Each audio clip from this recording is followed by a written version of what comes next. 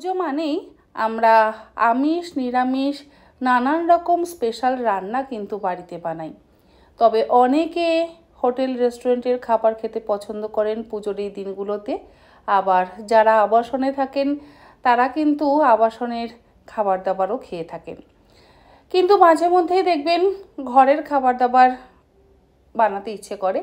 তো ঘরোয়া খাবার দাবার যদি আপনারা খেতে চান তাহলে নিরামিষ এই রেসিপিটাও কিন্তু পুজোর একটা দিনে রাখতে পারেন।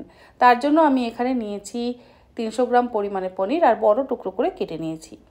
এবারে একটা আলাদা পাত্রের মধ্যে নিয়ে নিলাম হাফ কাপ পরিমাণে টক দই। তার মধ্যে দিয়ে দিলাম 1 টেবিল চামচ পরিমাণে কাসুরি মেথি। কাসুরি মেথিটা আমি কোনোরকম ড্রাই রোস্ট করে নিই, হাতের মধ্যে গুঁড়ো করে নিয়ে দিয়ে দিলাম। তার মধ্যে দিলাম স্বাদ অনুসারে লবণ আর দিচ্ছি হাফ চা চামচ পরিমাণে শামরিচের গুঁড়ো। শামরিচ না থাকলে আপনারা গোলমরিচের গুঁড়োরও ব্যবহার করতে পারেন।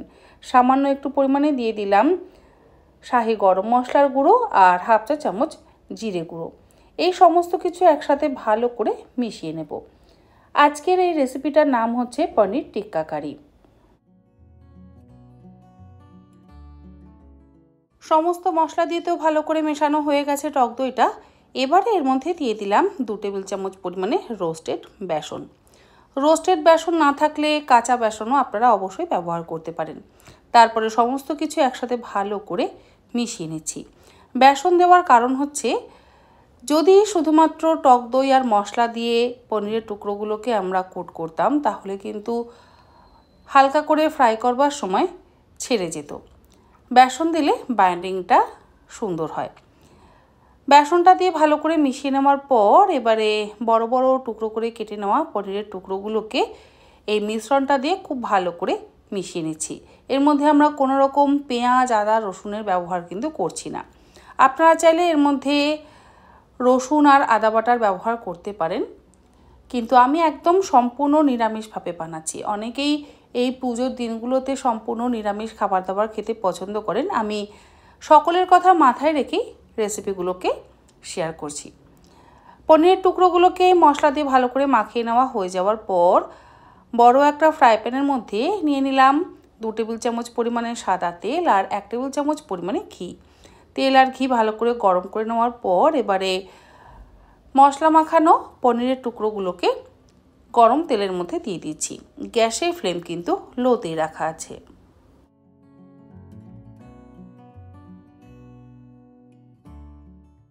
একটা সাইড ভাজা হয়ে গেলে অন্য সাইড উল্টে দিচ্ছি। হাই ফ্লেমে কিন্তু ভাজবেন না, চেষ্টা করবেন গ্যাসের ফ্লেমটাকে একদম কমিয়ে দিয়ে আস্তে আস্তে পনিরের টুকরোগুলোকে ভেজে নেওয়ার। হাই ফ্লেমে ভাজলে কি হবে, পুড়ে যেতে পারে, মানে ওপরের যে কোটিং বা মশলাটা পনিরের গায়ে লেগে থাকবে সেটা পুড়ে যেতে পারে, আর সেটা পুড়ে গেলে খেতে ভালো লাগবে না। তাই একটু সময় নিয়ে ধীরে ধীরে ভেজে নেবেন।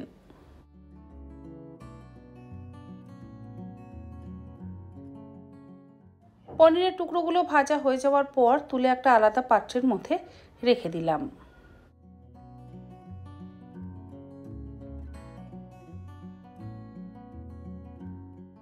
এরপরে ওই একই ফ্রাই প্যানের মধ্যে আরও একটু তেল, মানে 1 চা চামচ তেল আর 1 চা চামচ পরিমাণে ঘি গরম করে নিলাম।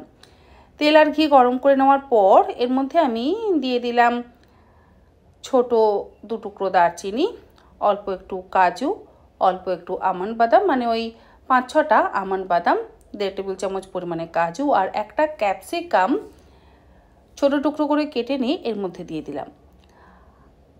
আর দিলাম হাফ চা চামচ গোটা জিরে, তার সাথে 3-4টে লবঙ্গ, 3টে ছোট এলাচ। গ্যাসের ফ্লেমটাকে লোতে করে দিয়ে এগুলোকে একসাথে ভালো করে ভেজে নিচ্ছি।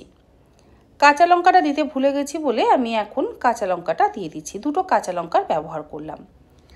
আর ক্যাপসিকাম অনেক সময় দেখবেন ফ্রিজে থাকতে থাকতে একটু পুরনো হয়ে যায়, সেই ক্যাপসিকামগুলোও কিন্তু আপনারা ব্যবহার করতে পারেন।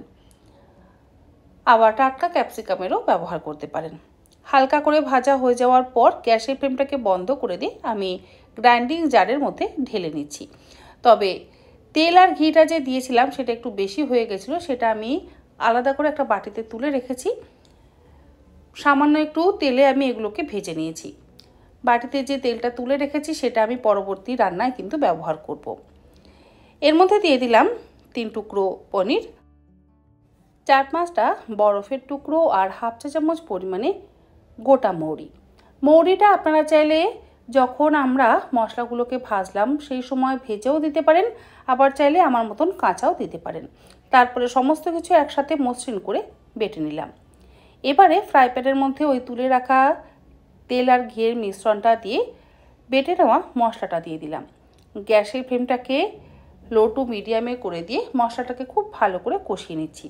রান্নাটা হতে সময় কিন্তু খুবই কম লাগে, আর যেহেতু আমরা আগেই মশলাগুলো একটু ভেজে নিয়েছিলাম সেই জন্য আমাদের গ্রেভিটা খুব বেশিক্ষণ সময় ধরে কষাবারও কিন্তু প্রয়োজন নেই, মানে কাঁচা ভাবটা তো চলে যায়, তাই খুব একটা করতে সময় লাগে না। অল্প একটু জল দিয়ে আমি মশলাটাকে ভালো করে মিশিয়ে নিচ্ছি। আর যে টক দই কসুরি মেথির মিশ্রণ দিয়ে আমরা পনিরটা মেখেছিলাম সেটা একটু বাটিতে রয়ে গেছিল বলে সেটাও কিন্তু এর মধ্যে দিয়ে দিলাম। সমস্ত কিছু দিয়ে লো টু মিডিয়াম ফ্লেমে ভালো করে মিনিট 3-4 সময় ধরে কষিয়ে নিচ্ছি। এর মধ্যেই দিয়ে দিলাম স্বাদ অনুসারে লবণ আর সামান্য পরিমাণে একটু চিনি।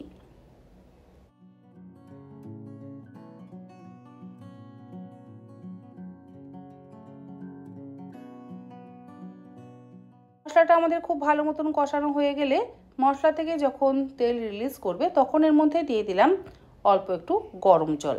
জলটা দিয়ে আবারও ভালো করে 1 থেকে 1.5 মিনিট লো টু মিডিয়াম ফ্লেমে কষিয়ে নিয়ে পনিরের টুকরোগুলোকে দিয়ে দিচ্ছি, মানে পনির টিক্কাগুলোকে দিয়ে দিচ্ছি।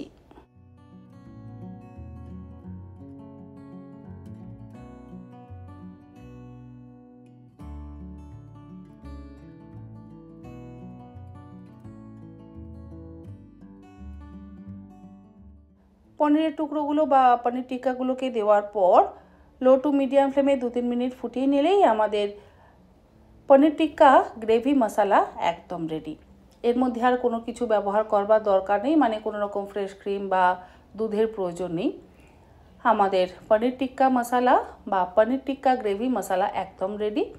রুটি পরোটার সাথে আপনারা সার্ভ করতে পারেন, আবার চাইলে পোলাও ফ্রাইড রাইসের সাথে বা জিরা রাইসের সাথেও সার্ভ করতে পারেন। আশা করি আমার আজকের এই সম্পূর্ণ নিরামিষ রেসিপি আপনাদের ভালো লাগলে পুজোর মধ্যে যে কোনো একদিন আপনারা এই রেসিপিটা অবশ্যই ট্রাই করতে পারেন। আজকের মতন এই পর্যন্ত। আগামীকাল আবারও হাজির হয়ে যাব নতুন কোনো ইন্টারেস্টিং রেসিপি নিয়ে। আপনারা সকলে ভালো থাকবেন, সুস্থ থাকবেন। ধন্যবাদ।